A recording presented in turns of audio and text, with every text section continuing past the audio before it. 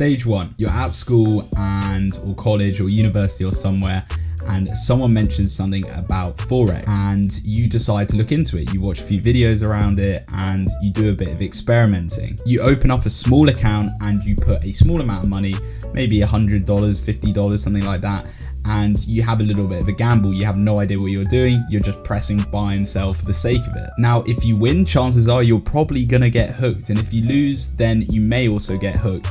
But this is where a lot of, people go one of two ways. Normally, if you win your first trade, your first ever trade by accident, you get very, very addicted to that feeling. If you lose, you might quit and never ever look at Forex again. Stage two, this is, I like to call the degen gambling stage. Especially if you've won, you're gonna find that you think you can keep winning. You're gonna keep buying and selling randomly on random pairs in different places, expecting to have the same result. And if you lose, chances are you're gonna be randomly buying and selling, try and make back the money that you lost in that first couple of trades. You have no idea what you're doing here. You're just clicking and buying, sell, and holding till it goes into profit. You lose all your money here, whether you win or lose at the start.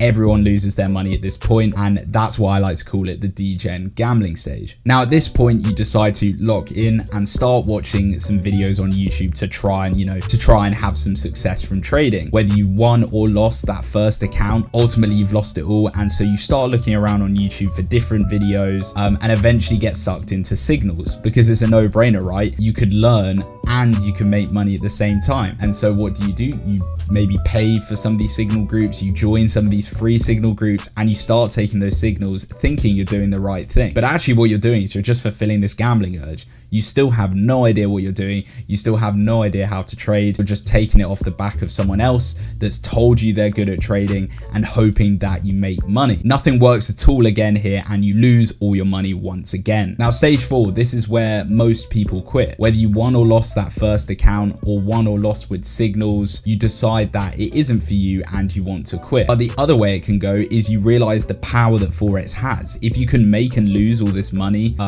in such a small amount of time, then think about what you could do if you were actually good at it. Now, if you choose to quit, this is where your journey ends and where most traders' journeys end. They try for a bit, they lose all their money because they, try these rubbish signals or just completely gamble themselves. They call Forex a scam and they quit. But if you choose to stay, then the great lock-in begins, because at this point you realize that signals are not helping you. These random videos you've seen on YouTube are not helping you, and you can't just sit there clicking buy and sell and expect to make money. So what do? You decide to actually focus and try and make something of this trading journey. Stage five, this is where you begin to actually lock in, as I like to say. You start watching some real educational videos on YouTube, some real strategies from real traders, and you're not getting drawn in by this quick money, the Lamborghini lifestyle with, people in Dubai, things like that. Maybe at this point you buy mentorship and really focus on, building your trading skills and starting to, look at how to trade properly. You start learning from previous mistakes. You start journaling. You start writing down everything you did wrong, both psychologically and both on the charts as well. And you start to rise. You start to feel like this is it. You've,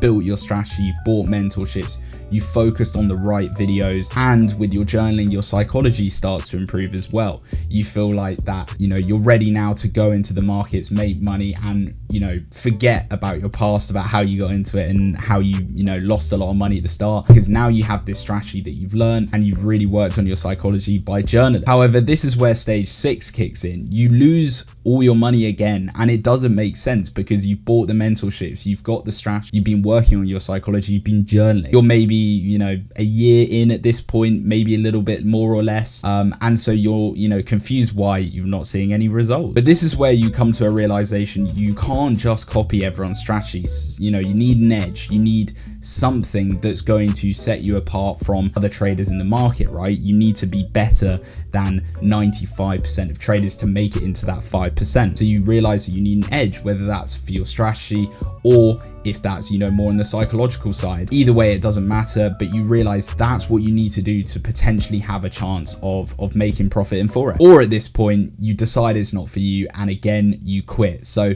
we've had multiple stages where people kind of filter out from trading, and this is probably the one where most people do it, because at this point, they've tried the gambling, they've tried to take it seriously, and they've still lost money. And so people, again, will call it a scam, and just quit. Stage 7, you could have been, doing this for years now, maybe 2-3 years, and you've not seen any results, but you've spent, the last 6 months collecting a ton of data on a new edge, or really focusing on what makes you, psychologically different or better, and playing to those strengths. And now you've developed something real. You've got an edge, you've got a strategy that you've tested, and you've been working on your psychology as well. And this is, as I said, where most traders don't normally get to, because you have to have a level of resilience and discipline to not quit and to just keep going. And at this point, you start to see some results. Maybe you pass a few funded accounts, maybe you make a little bit of money on a small account that you trade with your own money, passing verifications, things like that, and you can finally start to see the results and the progress that come from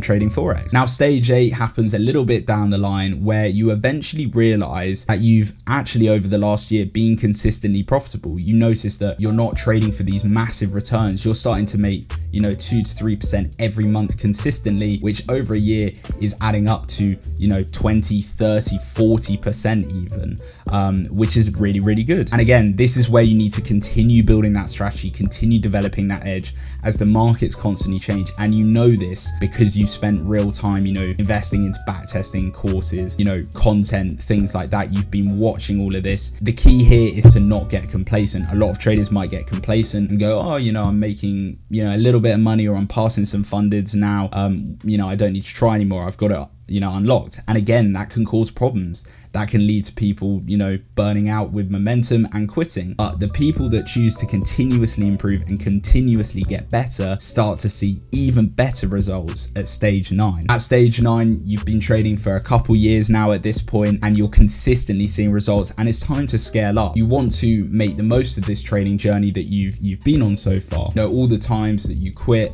and you didn't, and you could have, given up just like everyone else does, all the different stages you kept going, and now it's your opportunity to join the 5% in stage 9. At this point, you're profitable. The world is your oyster, as you are now one of the 5% of traders that can actually make consistent money in the market. At this point, you have multiple options. You can scale your capital.